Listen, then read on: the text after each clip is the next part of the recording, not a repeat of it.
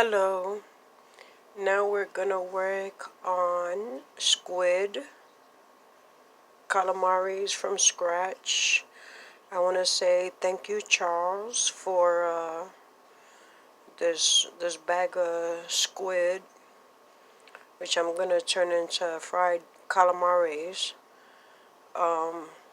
This is a pretty big bag, and so that I try to keep in the freezer, try to temperature control. The best thing is to let it thaw out naturally. I do not like to fast thaw out in water. So I'll get it out of the freezer and let it thaw out naturally. On my plate here, I will pull out about 7 squid complete and work on that and put that in the freezer while I'm working on this. And then this is the process. The first thing I would say is totally disinfect and sanitize the area that you're working on and all of the appliances that you're going to use, from the countertop to the cutting boards to the knives and everything you're going to use.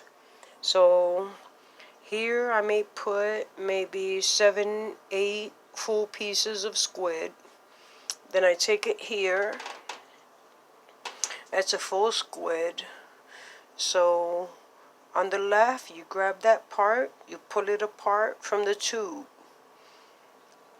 When you pull it apart from the tube, then this is like the next step. See, up here on your right side in the top, sometimes shrimp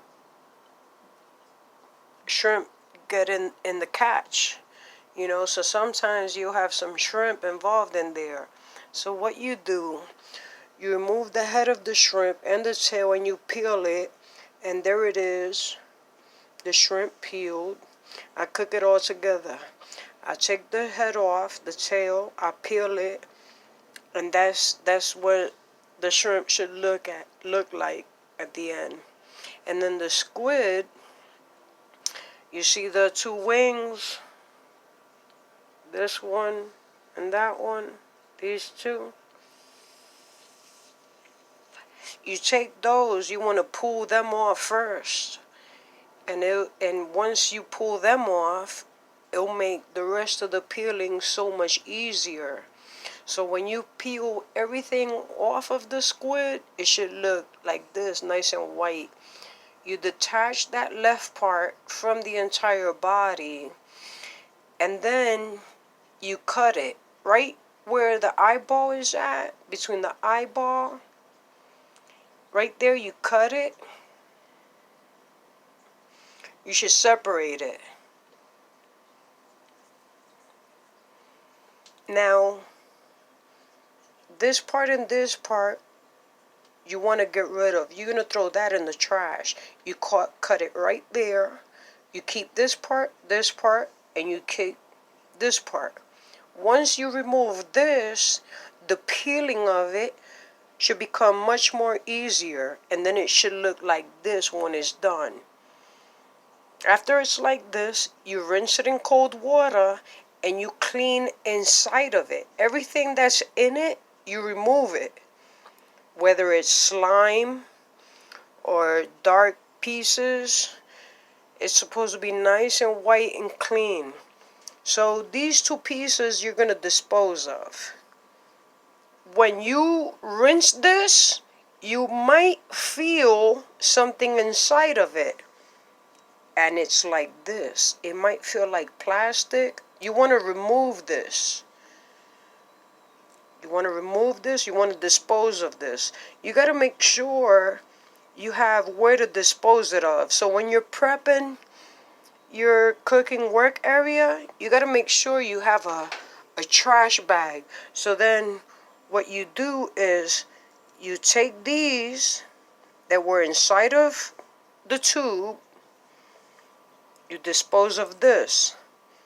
You know where to cut, right beneath the eyeball. So this and this you want to get rid of, and the two plastic long tubes that you might find inside of the tubes. So you put it in a trash bag. That you don't want, right? So when you take these wings off, this is how you want to start. You want to take these wings off. Once you rip these two side wings off, it'll be easier to peel everything else off and make this tube just look exactly like this tube, nice and white. And so this is it right here. This is the wings, right? So I ripped off the wings. After I ripped off the wings, then it'll be so much easier to take the skin off, and it's like petty skin. And then it'll look like this. So you take this here and you dispose of it because you don't want this either. Make sure you have your bag to be able to dispose of it. Then this tube here, you rinse it out really good in the inside. Once you have done that, you cut it up as the thickness that you want. After you've cut it up, then I like to put it over this blue brick. I'm so terrified of cross-contamination. I don't know if you have well water or city water. Some people could put it over ice cubes, but to me, I feel like this way is more sanitary because I'm putting it over the blue cube, but it's not melting. And at the same time, it's helping it all drain. So all this is going to drain because I rinsed it. And when it drains, it's going to drain under here. And there's no like cross-contamination. I don't know if it's city water or it's well water, your ice cubes. Some people do ice cubes. I rather do this.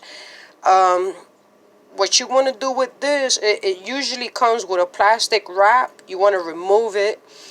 You know, everything antibacterial soap, disinfect. So this is totally clean.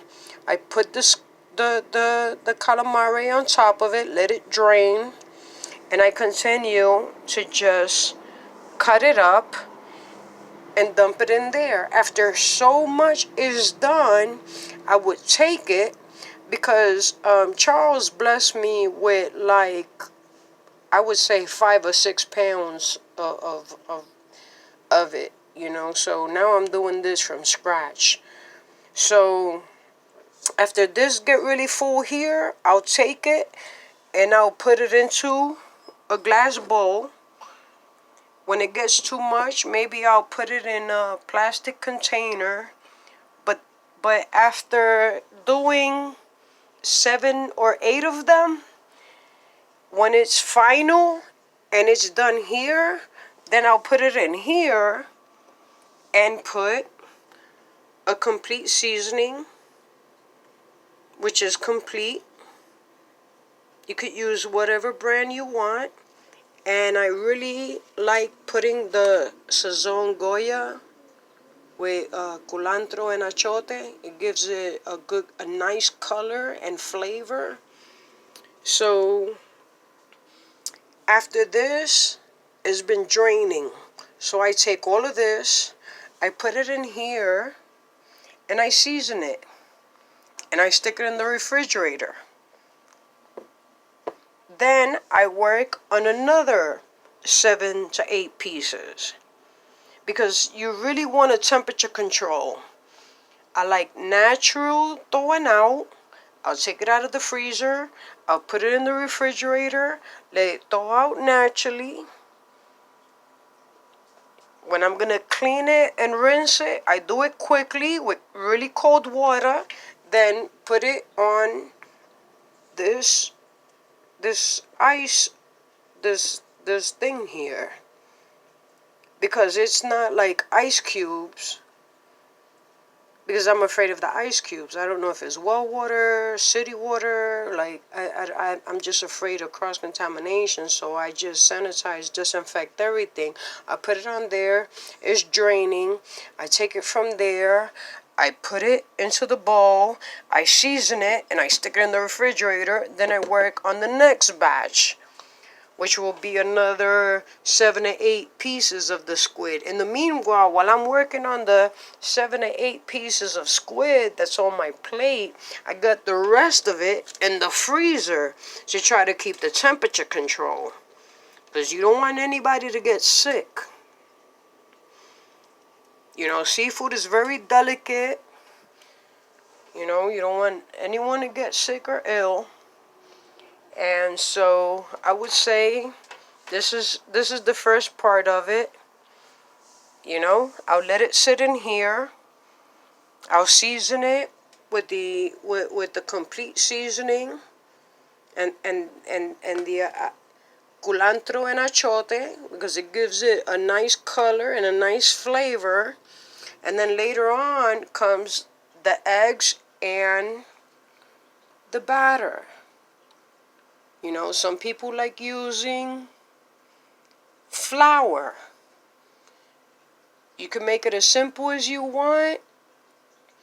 You know, I'm just not, I don't like to keep it simple where it's just salt and pepper. I love the seasoning. While it's sitting in the bowl, it's taking all these flavors. Even if I put it in the eggs and the batter, it's still going to have great flavor. And so this is the first part. You see it all here. The shrimp already peeled, the vein, tail off, head off, totally the skin off. And then the squid, you take the wings off, you take the total coat off, you separate them, right? You pull this out, it comes out easily. You cut it right underneath the eyes. You keep this part, you keep this, you rinse this, you cut it up into slices. This is it right here. And then from there, you put it on the ice. After so much of it, you put it into your bowl, you season it, and you refrigerate it while you're working on the rest of your batch. And so this is just the first part of the homemade calamari.